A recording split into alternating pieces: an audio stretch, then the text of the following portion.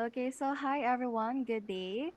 We are the first group to tackle and discuss to you the first lesson in chapter 3, which is teaching and assessing poetry. It will be presented by yours truly, Shemaiah Ogoy, and my partner, Michelle Alexie Baguio. Before we proceed to the lesson 1, let us have a brief intro about what to expect in chapter 3.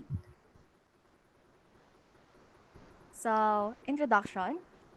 Poetry, like music, is the language of the soul. Compared to prose, it is considered a more complex literary form by many, especially for students who are learning it as part of their English subject. The challenge posed to every teacher is to motivate students to love poetry as a literary form that excites their senses. So, as you know, poetry and music is most likely the closest relative to each other since they are both language of the soul. And the poetry is much more complex, unlike the prose, because of its literary form, and it is used from many years ago, especially for students who are learning it as a part of their English subject. So we cannot avoid but to teach poetry to our future students, especially us as a future educator, because it is part of their English subject. So what's the challenge? The challenge is that we should, as the future educators, motivates our students to love poetry as a literary form that excites their senses, because as it is hard to understand it most of the time because of the different timeline where the poems are created, we should motivate them that it would be fun to learn them. And of course, we as the future educators are challenged that those poetries should excite their senses. So now, what are we going to expect in chapter 3? So we have 4 lessons in chapter 3, but our group will be representing only the first lesson, which is comprehending poetry. But in chapter 3, we are going to expect some learning outcomes. First, we have create authentic instructional materials. Second, design teaching and assessment strategies, of course, because if we cannot create any authentic material, how are we going to assess our students' learnings? And of course, we have to look some strategies in order to be more effective when it comes to teaching poetry. Third, make a learning plan. And lastly, present a demo in teaching poetry. So these are what to expect in chapter 3. Now, let's go and discuss lesson 1 or competency 1, comprehending poetry. Michelle? Poetry is considered the oldest form of literature. It is as old as history. It has three main genres: narrative, lyric, and dramatic. So we have additionally to its definition is poetry is literary work in which a special intensity is given to the expression of feelings and ideas by the use of distinctive styles and rhythm. We have this first genre, which is narrative poems. Narrative poems are those that tell a story. They have the story elements such as characters, setting, plot, and theme. When we say narrative, based on the word narrative, we already have a hint which is telling a story and it has a plot. Next, Ate Shemaiah. Examples of narrative poems are allegory, ballad, burlesque, and epic. We have this first allegory. Allegory is a narrative poem that uses an extended metaphor to make a point. When we say allegories, allegories are not just a simple tales. They carry a deeper meaning or message. And if you sense that a story is trying to convey a moral, political, religious, or social message, it's like an allegory.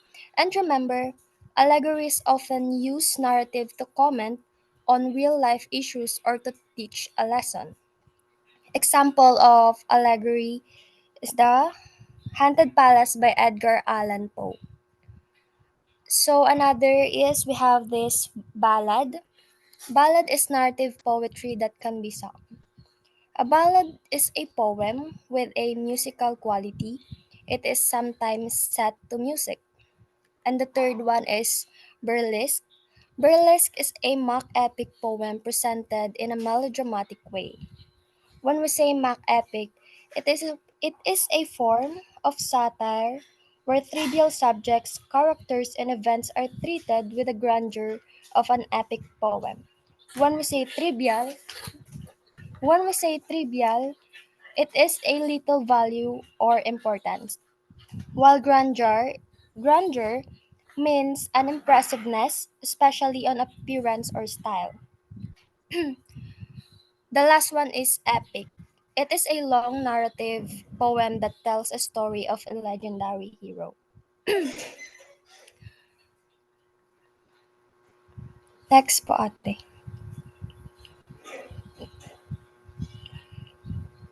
Okay, so now the first genre is already stated, which is narrative poems that tells a story. Next, we have the second genre, which is the lyric poems. What are lyric poems? Are those that can be sung. They use song-like and emotional words to describe a moment, an object, a feeling, or a person. So from the word itself, lyrics, of course, if there's a lyrics, there's a music. And if there's a music, it means there's a song. So lyric poems are focusing on emotional words. Why? So that they can describe a moment, an object, a feeling, or a person. So, what are the examples of lyric poems? First, we have the riddle. What is a riddle? I'm sure everyone is familiar already with it.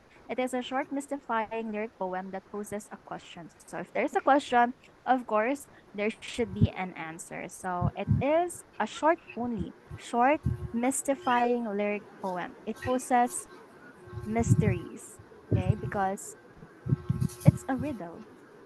Next, we have Elegy. Elegy is a mournful poem as it honors the dead. From the definition, honors the dead. Most of the time, elegy is used when there is a funeral and they are recited by the persons, relatives, friends, or peers by the dead person. So this is what they are reciting to honor the dead. Next, we have haiku. Haiku is a 17-syllable poem that uses natural imagery to express an emotion. So haiku is following a distinctive pattern, which is 17 syllable. And the haiku should possess some visualizing words because it is using a natural imagery. Why? Because haiku is used to express an emotion. So without those natural imagery, how will you feel? Or what are you going to feel whenever you read a haiku? So it should possess something that could picture in our mind. Next, we have sonnet. It is a 14-line poem in iambic pentameter, which with a specific rhyme scheme. For the Shakespearean sonnet, it possesses this kind of scheme: A B A B, C D E D, E F E F, G G. So this is the 14-line poem of Shakespearean sonnet, while the Petrarchan sonnet it possesses A B B A, A B B A, C D C D C D um as the rhyming scheme for this kind of sonnet. So we have riddle, elegy, haiku, and sonnet for the lyric poems. Next, we have the last one. We're done with the narrative poems and lyric poems. Let's now jump into dramatic poems. So, this is the last and third genre of poetry. Dramatic poems are those that express a character's point of view. They are written from the perspective of a character in a story. So, dramatic, okay? It means there's something more than just reading that poem because it expresses the character's point of view. So you should feel something whenever you are reading whenever you're reading dramatic poem because you are reading the feelings or the emotions of the character's point of view because they are written from the perspective of a character in the story. These are the examples of dramatic poems. We have monologue and soliloquy. Monologue is a speech given by one character to another or by one character to the audience, also known as dramatic verse when not in poetic form. So, monologue is a kind of speech that is said by one character to another. Okay. Most of the time, when we say monologue, it is your script whenever you are in a dramatic situation. Okay. Or by one character to the audience. So, as like we said, monologue is said by one character only to another character or to the audience. Are you going to expect a reply most of the time? No, because it's monologue. It means only one person is talking. And when it comes to in poetic form, okay, not in poetic form, it is called the dramatic verse of a theater play. Okay. Next, we have the soliloquy. Soliloquy, soliloquy is a speech given by one character to himself or herself, a dramatic representation of inner monologue. So it is already defined with a concrete definition. So it's one character to himself or herself. It means that person or the character is talking to herself or himself. Okay, so it's like an inner conversation between him and herself and himself. Okay, or what we call the inner monologue. So it could be said aloud or silently. But of course, since this is a poem, it should be spoken aloud. So these are the examples of dramatic poems. Now, Michelle, for the literary devices. Literary devices in poetry known to be the poetic devices through the language used establish musicality through its rhyme scheme, titillate readers through its aesthetic language that enhances its meaning, and create a dramatic effect by intensifying the poem's mood. So here, a literary devices is any specific aspect of literature or a particular work which we can recognize, identify, interpret, and analyze.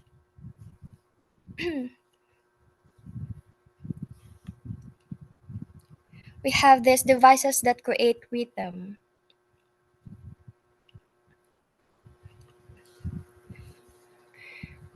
Rhythms in English poetry refers to the stressed and unstressed syllables. Foot refers to the unit of each pattern. When we say rhythm, it is made up of beat and repetition, so it usually refers to features of sound. So we have this I am is the most commonly used rhythm, consisting of two unstressed and stressed syllables. When we say unstressed syllables, it is the part of the word that you don't emphasize or accent, like to and today, or the day and Sunday. While stressed syllables has a longer, louder, and higher sound than the other syllables in the word. Okay, so now we have three literary devices that we can use in order to teach poetry. So first is the devices that creates rhythm, and first is the I am. Okay, I am composes two unstressed and stressed syllables. So just like what Michelle said or defined, unstressed syllables are the relaxed way of reading. For example, since I am begins with an unstressed syllable, you can see that in the example. Example, we have let me not to the marriage of two minds. So, whenever we read that kind of poem, as you can see, there are some words or letters that are in bold form and unbold form. The unbold form are the unstressed syllables. It means that whenever you read them, you are relaxed. It's like the normal way of how you read. But when it comes to stressed syllables, which is the one next to the unstressed syllables, whenever you read the bold ones, or the stress syllables, you must make an emphasization, or you have to put a lot of emotions or emphasis whenever you read them. So that is for I am. Again, two syllables. Example, let me. Let is the unstressed syllable, while the me is the stressed syllable. So in I am, unstressed syllables comes first. Next. We have this Throki is the opposite to I am. It has two syllables, stressed and unstressed. Okay, so for the example, so just like what we have mentioned, it is the opposite of I am. If I am, it starts with the unstressed syllable. In Choki, we will start with stressed syllables. So as you can see, the bold letters are the stressed syllables, and from the word itself, the first word between. Okay, between starts with it starts with a stressed syllable bit, while the win is unstressed syllable, so it was not bold. It was not written in bold letter. So between the dark and the daylight. Okay, so whenever you read the bold ones, you have to make emphasis because those are the stress syllables. Again, trochee composes two syllables. That the first one is a stressed syllable, while the next one is unstressed syllable. Next, we have. Another is we have this spondy. It has two syllables that are consecutively stressed. Okay, so it's in Spundy. It has two syllables that are consecutively stressed. So all of those syllables involved in the poem are stressed syllable. Example by Poe Annabelle.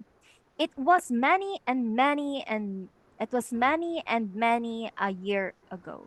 Okay, so as you can see, the it was are two syllables, but they are consecutively stressed. You can see that by the letters that were in bold letter. It was. It's not it was or it was. Okay, so it's the same kind of emphasis. They're both stressed. So that's for the spondy. Next we have. Next, we have this dactyl. It is made up of three syllables. The first is stressed, and the remaining two syllables are unstressed.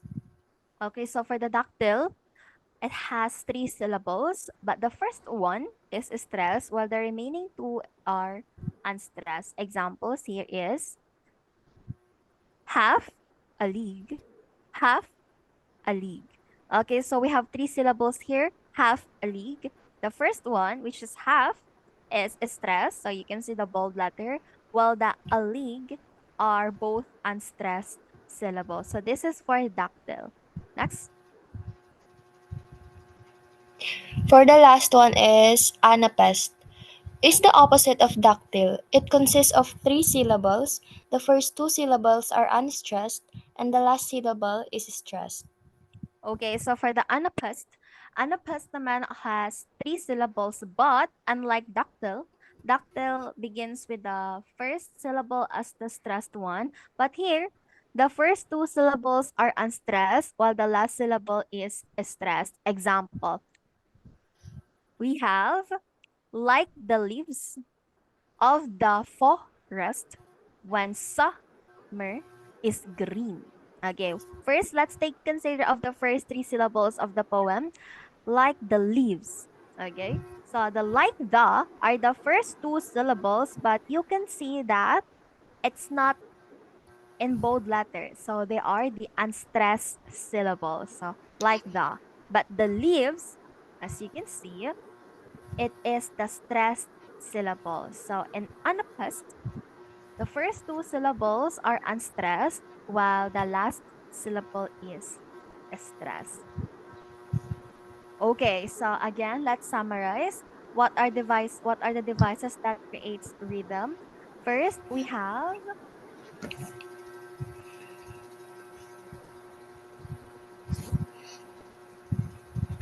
okay, we have I am. Okay, I am. Next is trophy. Next one is a spondy. Next we have dactyl, and lastly we have anapest. Okay, so now let us go and go to the second one, that a literary device that will help us enhance the meaning of the poem. What are we using in order to enhance the meaning of a poem? We have what we call figures of speech. So I'm sure everyone is already familiar with this one. So, what are figures of speech? These are poetic devices that enhance the meaning of a poem. So, these are the devices that we could use in order to enhance the meaning of a poem. And also, it could help our future students to understand the meaning of the poem. So, what are the types of figure of speech that we can use to enhance the meaning? So we have this simile. Directly compares two unlike things or objects using as or like. When we say simile, it is a type of figurative language that describes something by comparing it to something else with the works like or as. Even if you don't know the definition, like the back of your hand, you've probably seen plenty of similes. Exactly. And as you know, and as you can see from the definition, it is a direct comparison of two unlike objects. And in order for us to know how are we comparing them, we are using as or like. So as an example, we have a poem as lovely as a tree. So what are the two unlike objects that was being compared? It was the poem and the tree. How were they compared? They're compared as lovely. And they use the word as. Next example is each like a corpse within its grave until by P.B. Shelley. So in this poem naman, we are comparing the each to a corpse. How? By using the word like. So we are directly comparing the each to the like. Okay, so that is for simile. Again, what are your word clues? Using words such as or like. Next. Another is we have this metaphor.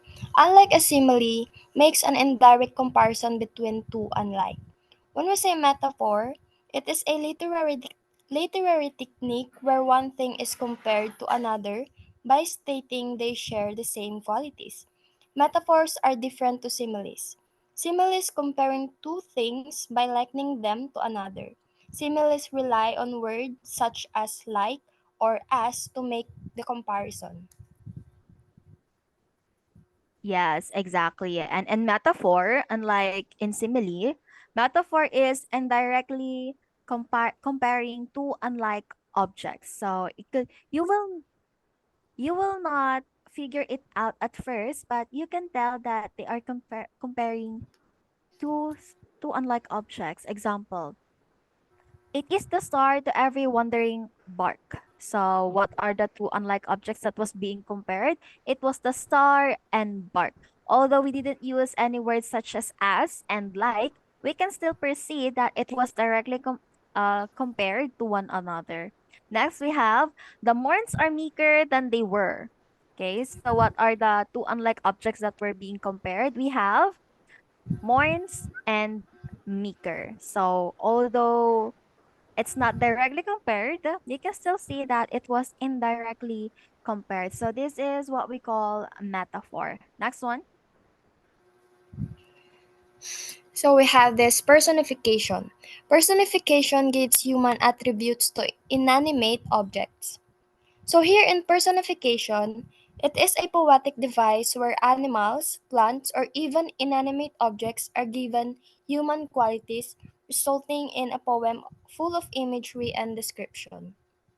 Exactly. So what are the examples of personification? First is the maple wears a gayer scarf. As we know, maple and literally speaking, maple cannot wear anything because it's a tree. But figuratively speaking, when you are using personification, Just like the poem of E. Dickinson, it states that the maple wears a gayer scarf. So it gives a human attribute to the maple, even though maple is an inanimate object. Next is the waves beside them dance, but they. As we know, waves cannot dance literally like a person, but figuratively speaking, it could be an imagery on what is happening on the waves. It's like dancing. So dancing is a human attribute that is given to the waves, even though it's an inanimate object. Next, we have We have this hyperbole. It's noted for the use of exaggerations, making the impossible seems possible. When we say hyperbole, it is the use of over exaggeration to create emphasis or humor. It's not intended to be taken literally. Rather, it's supposed to drive a point home and make the reader understand just how much the writer felt in that moment. exactly. So in hyperbole, the most um the most word that you should remember is that it states exaggerations. If you think that it could be impossible, but in poem, it would be possible. So what are the examples of hyperbole? First, we have they stretch in never-ending lines. Okay, so what is the exaggeration in that example? It's the word or the phrase never-ending lines. So it could be an exaggeration, but you can image or you can picture in mind what is happening in that poem. It's stretching so long that you can never see the end. Okay, next we have, and the rocks melt with the sun. Okay, as we know, the heat of the sun cannot melt a rock. Although the line of that poem by R. Burns states that it's too hot. So literally, it could be so hot, the temperature is so high, but it cannot melt a rock. The heat of the sun cannot melt a rock. So it is an exaggeration. So these two examples possess an example of hyperbole. Next. The last one is we have this hyperbaton. Defies conventions in writing just to suit the intended poetic, rhythmic pattern. When we say hyperbaton, it is used in order to emphasize something specific. The writer uses it intentionally by inverting the natural way clauses and entire sentences are constructed. Okay, thank you so much, Michelle. So just like in Hyperbaton, the author has a power to suit something or anything. It could be defining or defies the conventions when writing a poem just to suit its pattern. Any word or any phrase an author could use, it's up to the author on how is he going to suit that for writing the poem. So here is the example of here are the examples of hyperbaton.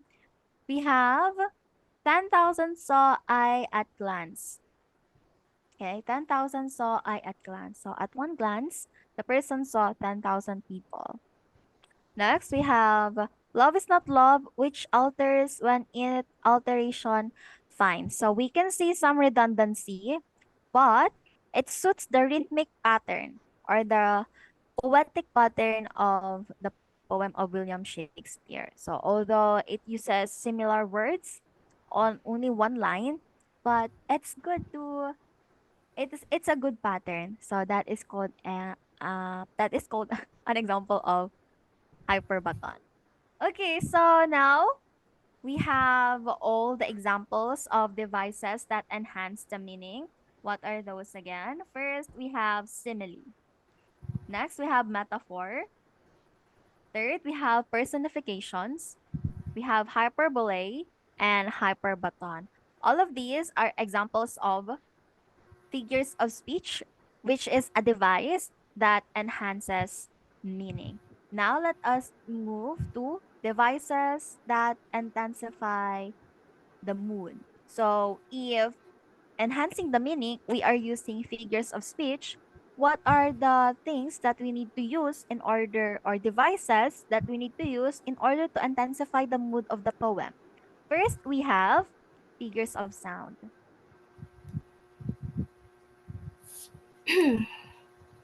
Figures of sound are poetic devices used to build up the dynamic look of a poetic piece. Okay, thank you so much. Yes, so just like figures of speech, these are poetic devices, but in figures of sound, it is to build up the dynamic outlook of the poetic piece. So from the word itself, sound, although we cannot hear any literal sound when it comes to reading, you can still image or visualize that in our mind. First, example of figure of sound is what we call onomatopoeia. Onomatopoeia is a figure of sound that uses words that mimic the sound they represent. Uses words that mimic the sound. For example, if you want to mimic the sound of a cat, you're gonna use the word meow, right?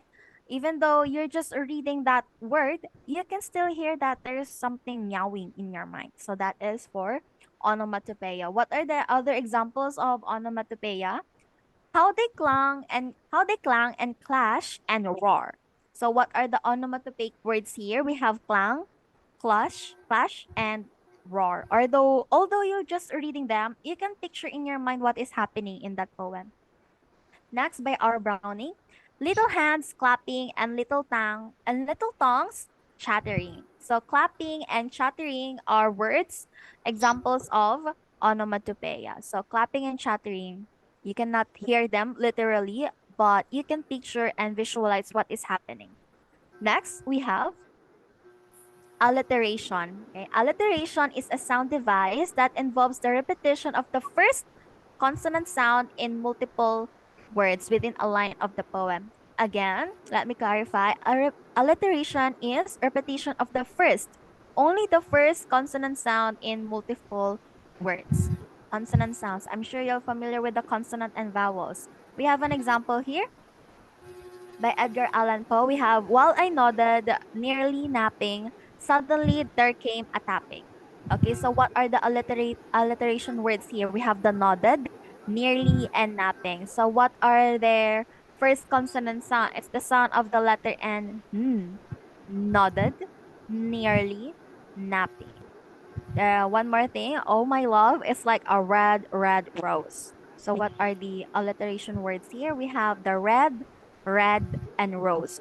All of them begins with the sounds of the consonant R, which is er. Next, we have assonance. What is assonance? It's noted for the repetition of the same vowel sounds in the line of the poem. So, repetition of the same vowel sounds. It could be a short vowel sound or a long vowel sounds. Example, who knows why the cold wind blows? So what are the repeated vowel sounds? These are possessors in the word knows, hold, and blows. So what is the kind of vowel sound they used? It's the long vowel sound of letter O, which is O. Next, we have the crumbling thunder of seas. Crumbling and thunder possesses the same vowel sound, which is the short vowel sound of letter U, crumbling thunder. Okay, so this is an example of assonance. Next, we have the last one. We have consonants.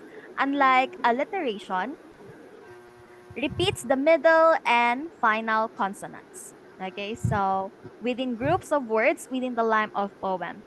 Alliteration is the first consonant sound, but in consonants, it's the middle and the final sounds. What are the examples? He gives his harness bells a shake. So what are the words that has the same middle and last sounds? It's the gives and his. Next, we have the harness and bells. Next one, if you are a dreamer, a wisher, a liar. So what's the repeated sounds here? It's the r sound that could be seen in the middle or at the end of those words. So those are examples of consonants. So what are the figures of sounds again that uses to intensify the mood of a poem? First, we have onomatopoeia, we have alliteration, assonance, and lastly, consonants. So, do you have any questions? Do you want to add something, Michelle? Wala na po ate. Okay, so I guess that sums up our discussion. If ever that you have any questions, you can approach me, Shemaiah Ogoy, or Michelle Alexie Baguio for your concerns, and we will surely entertain those. So that's it, everyone. Thank you so much for listening. Good luck on exams. Bye bye.